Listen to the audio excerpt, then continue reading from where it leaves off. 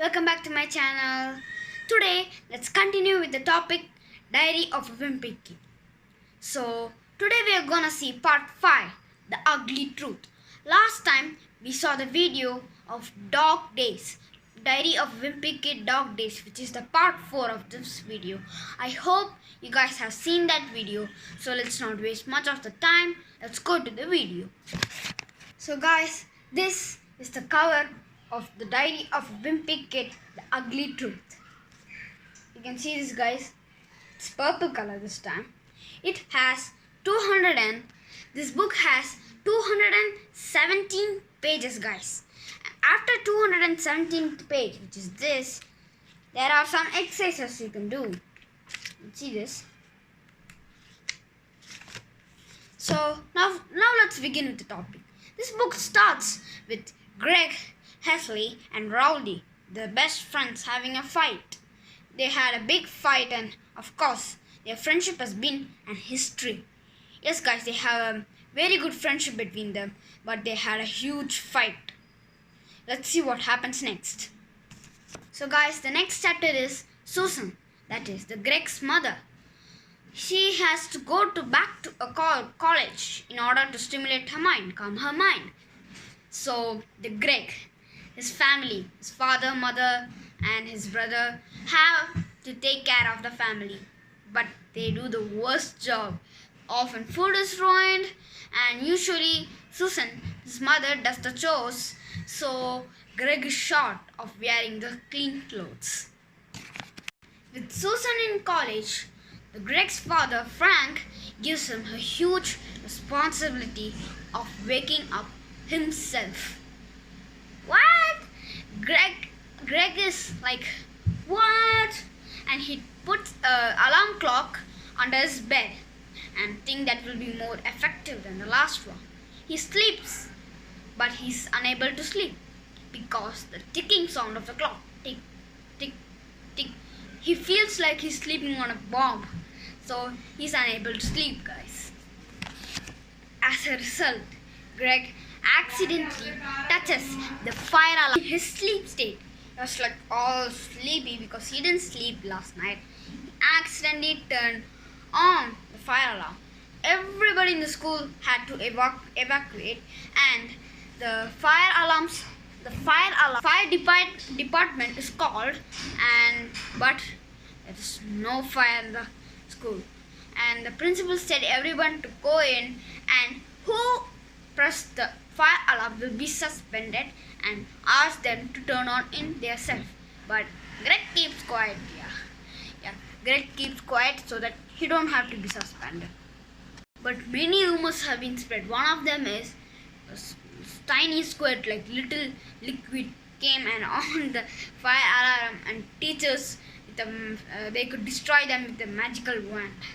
So many rumors were spreading, and they were thinking who is going washing the hand first is the person who touched the alarm. What? And they have spread many rumors like that. And since it's the middle of the flu season, the school stops early. Since Susan is also in the college. Greg called Frank and told him to get here. But Frank was not happy of this information. He was, fine. Came like that. Susan then announces the family that they will get a domestic help from a maid. The name of the maid is Isabella. But instead of doing the chores, doing the help for Greg, she sits in front of the television and eats snacks. Susan appointed her because both parents are busy. Who will take care of the kids? So that's why she appointed the maid. But she'd be seeing the television and eating snacks. Meanwhile, Greg gets ready for his dental checkup, guys. But Frank thinks he's too old for his usual checkup and takes him to his own checkup. The name of Frank's dentist is Tender Hugs Dental Care. That's the name. While cleaning Greg's teeth, he accidentally bites the finger of the dentist, which Greg had to wear the headgear. And after a while, he lost the headgear and found that Manny was wearing the headgear. And he said to himself that he was never going to wear that headgear again, even if the dentist told himself. That's comedy. Later, Greg finds out that there is a lockout challenge, not a lockout, lock-in challenge in a school, in his own school. And so he signs up, but to his surprise, there was 90% of boys and just 10% of girls. And even worse, Rowley was there too. Do you remember, guys? I said in the first time they both had a fight. So they're still on that fight, I guess. And many boys try to escape that building because teachers take away their cell phones and all the electric gadgets and do some boring stuff. So all the boys try to escape the building. Wow. They were also angry because they couldn't contact their parents, students. But all the parents were there early because they also couldn't contact the students. And so most of the students went early except Greg and Rowley.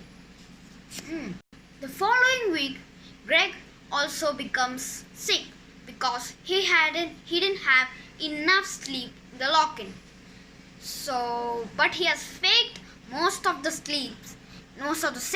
But Susan checks his temperature and agrees that he really is sick. And Susan leaves him to Isabella, and she leaves. Greg fell asleep, but he woke up and checked out there was a loud noise downstairs. Susan came early at home and found out that Isabella is having a party with all the neighborhood mates to come in, and they were watching a show called soap operas. What? Yes, guys, they are watching a show called soap operas. That's it. And Susan fires Isabella. After that, of course, Greg is pleased. And after some time, in school, he sees Rowley has a big pimple. And Rowley says that his mother said to him, big pimples only have pimple, and he is an adult man now. After that, Greg finds out he's growing slower than Rowley. And his parents are talking about late bloomers. And that day, Rowley was showing off his pimple to some girls, which probably think Greg it's nonsense. But still, Greg writes a letter from the girls that the girls we do not like the pimples. So and he gives it to the Rowley, and probably the plan worked out for him. Later, they both are invited to a party of Jordan Zuri. Greg is excited because there are gonna be some girls, but Susan tells he can't go because his Uncle Frank's fourth wedding is on the same day. It's Gary Heffley. It's Frank's brother and Greg's uncle. Gary Heffley has his fourth wedding. And of course, Greg has to attend the wedding. He calls Rowley and says that you won't go without me, right? He calls and says. But Rowley insists on going. The big fight. And now Greg is worried about the Old Testament, which adult thinks it's cute when a child can't pronounce a word. Yeah. On Saturday, the Heffleys prepare for the wedding, and Greg is nervous about getting the talk. That's the talk. It's like this 95-year-old grandmother, Gammy, it's her name, gives a long speech. That's what Greg is worried about. Meanwhile, in the car, Susan calls Gammy for being late because they want to pick up Greg's tuxedo. Nice. Greg is excited because he thinks he's going to be the groomsman. After arriving at Gammy's, Greg meets multiple family members. He even meets his uncle Gary and his fiancée Sonja. Later that evening, Greg has to sleep with the crowded people. Whoa, he's scared because there is Roderick, Manny, Uncle Charlie, many extra. He sneaks out of that room and sleeps in the bathroom. But still, I think the crowded place is better.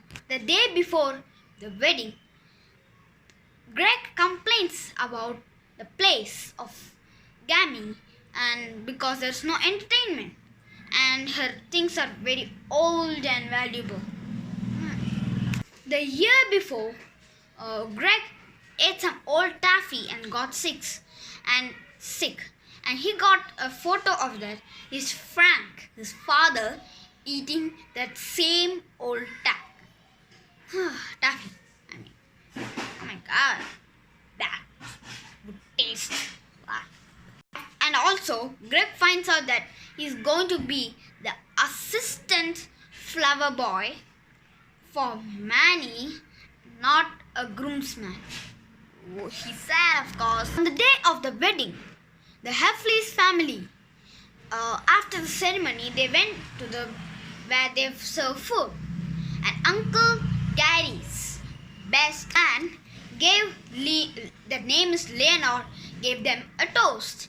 And they were talking about how Uncle Gary and Sonja, the fiancée, they got engaged. And they have a bad incident. And Greg also think that they will break up soon. I mean, divorce soon. After the wedding, Greg is really happy that he didn't attend the Jordan's party because he calls kids at his grade to use them as servants. He's lucky.